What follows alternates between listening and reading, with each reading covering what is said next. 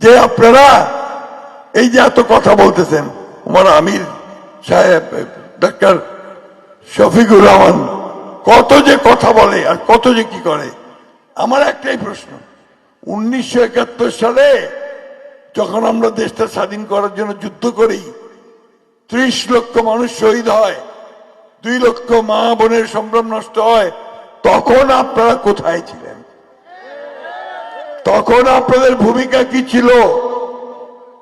তখন আপনারা পাকিস্তান হানাদার বাহিনীকে সাহায্য করছেন, তখন আপনারা আমাদের মা বোনদের ক্ষতি করেছেন। আমরা আপনার স্বাধীনতায় বিশ্বাস করেননি। সুতরাং সেই দলের হাতে আমরা রাষ্ট্রের দায়িত্ব দিতে পারি না। পারি কি নাকি? পারি।